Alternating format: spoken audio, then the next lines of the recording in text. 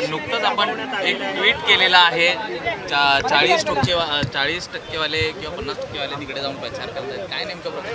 आता आपण पाहिलं असेल आजच महाराष्ट्राचे घटनाबाह्य मुख्यमंत्री मला वाटतं कर्नाटकात गेलेत प्रचारासाठी.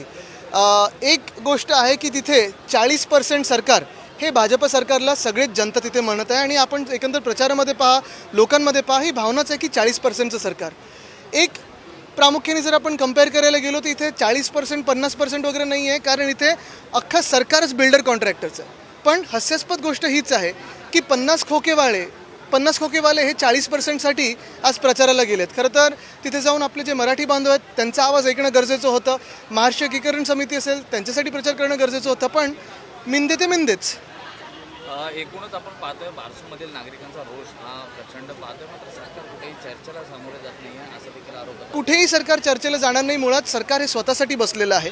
जसं मी सांगितलं की आज देखील घटनाबाह्य मुख्यमंत्री जेव्हा कर्नाटकात होते तेव्हा महाराष्ट्राचा विचार करणं गरजेचं होतं.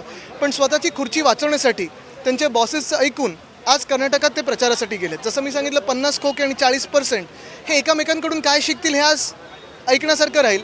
पण महत्त्वाची गोष्ट हीच आहे, आपण पाहत असाल बारसूमध्ये देखील काल उद्धवसाहेब जेव्हा बारसूमध्ये होते त्यांनी देखील तिकडच्या अधिकाऱ्यांनी सांगितलेलं आहे की माणुसकीचा धर्म पाळून तिथे वागणं गरजेचं लोकांसोबत. उगाच लाठीचार्ज असेल, अश्रुधूर असेल, जसं काल बारसूचा विषय तसा मी काल पुण्यात होतो, वेताळ टेकडी असेल, रिव्हरफ्रंट डिस्ट्रक्शन असेल, हे सगळेच विषय आपण पाहतोय की एकंदर सगळीकडे हुकुमशाहीची राजवट आपल्याला दिसायला लागलेली आहे. कुठेही लोकांचं ऐकून घेणं हे सरकारच्या मनात नाही आहे. बारसूचा विषय जर चर्चेने सुटला नाही तर पुढचं पाऊल हे काय असणार आहे? मला वाटतं पहिलं चर्चा तर करावी, कारण हे सरकार किती दिवस टिकेल हे एक पहिली गोष्ट राहिली. दुसरी गोष्ट म्हणजे जे सरकार आमच्या महाराष्ट्रात फिरायला पाहिजे होतं, शेतकऱ्यांच्या बांधावर जायला पाहिजे होतं किंवा बारसूमध्ये जायला पाहिजे होतं किंवा पुण्यात जाऊन वेताळ टेकडी असेल, रिव्हरफ्रंट डेव्हलपमेंट असेल, अजनीवन नागपूरमध्ये असेल, ह्याच्यावर तिकडच्या स्थानिक जनतेबरोबरची चर्चा करायला पाहिजे होती. आपण बघताय की प्रचारामध्ये व्यस्त आहे म्हणून सामान्य जनतेचे प्रश्न ऐकून न घेणं आणि प्रचारात व्यस्त राहणं हे आजचं धोरण दिसतं. वज्रमूठ सभेवरनं देखील प्रश्न उपस्थित होत आहेत. वज्रमूठ सभा ही संपलेली आहे, यापुढे कुठली वज्रमूठ सभा ही होणार नाही महाविकास आघाडीची असे आता विरोधक म्हणून लागलेले आहेत. आता विरोधकांना एवढा धक्का बसलेला त्या वज्रमूठ सभेचा की त्यांच्या मनात ही कदाचित इच्छा असावी. पण वज्रमूठ सभा ही उन्हाळ्याच्या नंतर, कारण आपण पाहिलं असेल जे खारघरमध्ये झालं, एकदम ढिसाळ नियोजन ज्याच्यामुळे होतं, कदाचित घटनाबाह्य मुख्यमंत्र्यांची वेळ असेल, काही असेल, त्यांनी स्वारींवरच ढकलून दिली जबाबदारी. तरी देखील जे काही घडलं तिथे तसं कुठेही घडू नये म्हणून आम्ही उन्हाळ्यात ते सभा पुढे ढकललेल्या आहेत. उद्धवसाहेब बारसू येथे गेले होते आणि यानंतर आता राज ठाकरे असतील, मुनगंटीवार असतील, ते देखील सवाल उपस्थित करत आहेत. पक्षाची नक्की तुमची भूमिका काय आहे? कारण की आमदार एक वेगळं बोलतात.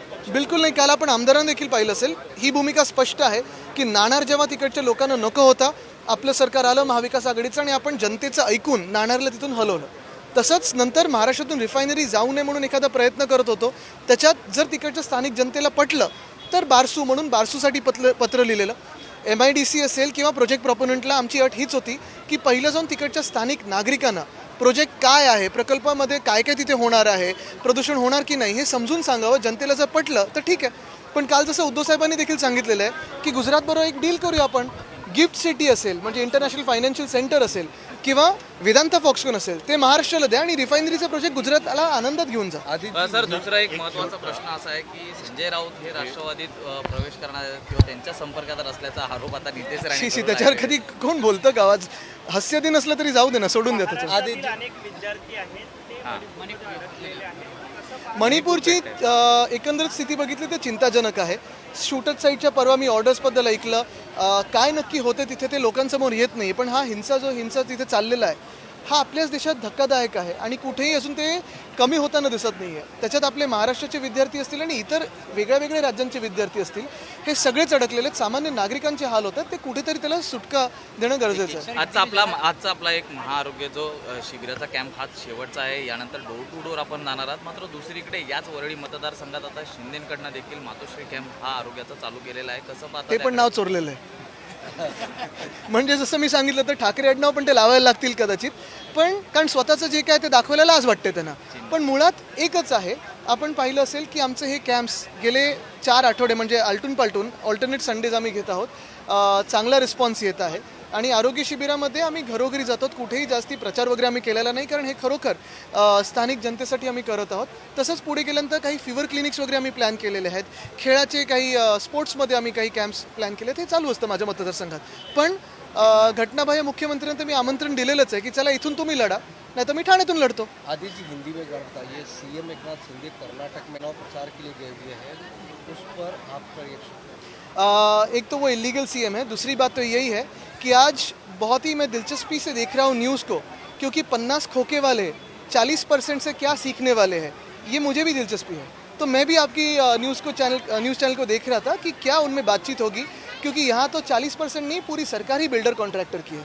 एक चीज़ और ये है कि जो कुछ एनसीपी में हुआ उसके बाद वज्रमुख सभा की तारीखें आगे बढ़ गई, तो क्या एमबीए पर उसका असर पड़ेगा? जो सभाएं रद्द हुई है या कैंसिल हुई है? बिल्कुल नहीं, किसी भी अंतर्गत मामले पे हम बात नहीं करते, लेकिन यही बात है कि अगर आपने देखा होगा जो खारगर में बात हुई, एक हादसा हुआ, उसके बाद हमने यही तय किया था कि अब आप देख रहे हो कि हीट वेव्स तो पूरे महाराष्ट्र में है, देश में है, तो संविधान को जो हमारा रक्षण की जो बात होती है उसे ही लेकर हम जो सभाएं ले रहे थे उसे ये समर के बाद ले. मणिपुर जल रहा है, यहाँ के भी स्टूडेंट्स वहाँ पर फंसे हुए हैं, लेकिन मणिपुर की बात है, बहुत ही चिंताजनक है. मणिपुर में जो हिंसा हो रही है वो काफ़ी चिंताजनक है. यहाँ के स्टूडेंट्स हैं, महाराष्ट्र के अन्य सारे राज्यों के स्टूडेंट्स हैं, कहीं ना कहीं ये हिंसा रुकनी चाहिए और जो केंद्र सरकार है उनके ध्यान वहाँ आकर्षित होना चाहिए. आज सीएम का भी एक बयान आया है, आदित्य जी अभी सीएम का भी एक बयान नहीं, हमारे जो यहाँ के जो इलीगल सीएम है वो कर्नाटक में प्रचार करने जाते हैं, दिल्ली में अक्सर जाते हैं, कभी असम में जाते हैं, हर एक राज्य में जहाँ जहाँ ऊपर के बॉस बोलते हैं वहाँ जाते हैं, क्योंकि वो कुर्सी के पीछे हैं. अगर आप देखें तो जनता की आवाज़ उन्हें सुनाई नहीं देती है. बारसू में हो या फिर पूना में हो विताल टेकड़ी की बात हो, या रिवर फ्रंट डिस्ट्रक्शन की बात हो, नागपुर में अजनीवन की बात हो, मुंबई में आरे की बात हो, ये काफ़ी सारी जो बातें हैं, जनता की जो आवाज़ें हैं, जो आंदोलन चल रहे हैं, वो दिखते नहीं है, क्योंकि वो जनता के सीएम है ही नहीं, वो खुद के लिए और खुद के एक पद के लिए सीएम बने हैं. मणिपुर में जिस प्रकार हम देख रहे हैं, वहाँ पूरा लॉ एंड ऑर्डर खराब, कहीं ना कहीं सरकार की लापरवाही के चलते हो रहा है कि 3 गुट आपस में चल रहे हैं. मुझे लगता है कि ये है कि जैसे मुंबई महाराष्ट्र के कई स्टूडेंट्स वहाँ पर हैं जो फंसे हुए हैं और शूट एट साइट का ऑर्डर है, तो कई लोग चिंतित हैं कि उनके बच्चों का भविष्य क्या होगा. एनआईटी जैसे बड़े कॉलेजेस में पढ़ रहे हैं, तो ऐसे बच्चों को इवैक्यूएट करने के लिए महाराष्ट्र सरकार से आप किस तरह से बात? महाराष्ट्र सरकार में है कौन? आज तो वो व्यस्त है पूरे दिन कर्नाटक में, आज भी कल भी शायद व्यस्त रहेंगे.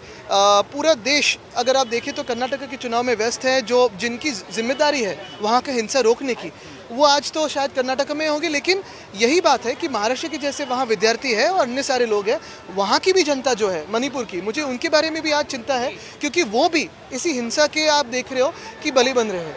यही डरावनी बात है, यही डर की बात है कि ये हिंसा कहीं ना कहीं अभी रुका नहीं, तो उसका आगे क्या हो सकता है, यही बात सोचनी आदित्य जी अभी एक बयान आया है सीएम का, उसमें उन्होंने कहा कि उन्होंने कौन से सीएम? यहाँ के एकनाथ शिंदे सीएम या दूसरे सीएम, डीसीएम? नहीं, एकनाथ शिंदे का बयान आया है. उनका ये कहना है कि मणिपुर में जो छात्र फंसे हुए उसके लिए चीफ सेक्रेटरी को बोला गया है चार्टर्ड प्लेन के जरिए छात्रों को लाया जाए, और साथ ही साथ उन्होंने वहाँ के छात्रों से बात भी की है जिसमें वो खुद बता रहे हैं कि छात्र डरे हुए हैं. क्या इस मामले में महाराष्ट्र सरकार मैं उनसे यही देरी से उठाया गया कदम? नहीं, मैं उनसे यही विनती करूंगा, क्या है कि मिंदे सरकार को लोग भगाने की एक आदत है. अगर आपने देखा होगा तो 40 लोग यहाँ से कैसे भगा कि सूरत लेके गए, गुजरात लेके गए, गुवाहाटी लेके गए, तो यही यंत्रणा का इस्तेमाल करें जैसे उन्होंने किया था, और वहाँ के जो फंसे लोग हैं उनकी मदद करें. लेकिन आप देखें तो अगर यही एक सीरियस बात है कि आज भी उन्होंने कहा है कि चीफ सेक्रेटरी को कहाँ गया है. चीफ सेक्रेटरी साहब और सारी जो हमारी यंत्रणा है वो तो काम कर रही है, लेकिन अगर आप देखें तो सीएम साहब तो व्यस्त है. सीएम साहब प्रचार में व्यस्त है. सीएम साहब को बारसू के बारे में बात करने के लिए वक्त नहीं है. सीएम साहब को अजनीवन हो, आरे हो, रिवर फ्रंट डिस्ट्रक्शन हो पुणे का, इसके बारे में जनता से मिलने के लिए वक्त नहीं है, क्योंकि आज वो प्रचार में व्यस्त है. वैसे ही मणिपुर में जो हमारे बच्चे वहाँ फंसे हुए हैं, हमारे जो दोस्त फंसे हुए हैं या जो विद्यार्थी फंसे हुए हैं, उनके बारे में भी चिंता है, लेकिन आज मुख्यमंत्री के दौर पे वो तो व्यस्त है. संजय राउत को लेकर नीतीश राणे का एक बयान आया है, ये कहा जो उनके लगातार आज वर्ल्ड आफ्टर दे, लेकिन ऐसे बयानों को ज्यादा ध्यान न दे. संजय राउत एनसीपी जाने की पूरी तयारी में, उनके सूत्रांनी कन्फर्म किया है उनको. और शिवसेना काय की ज्या लोकांचा पगार आमच्यावर टीका करून मिळतो त्यांना त्यांचा पगार मिळू दे ना, बोलत राहू दे रोज.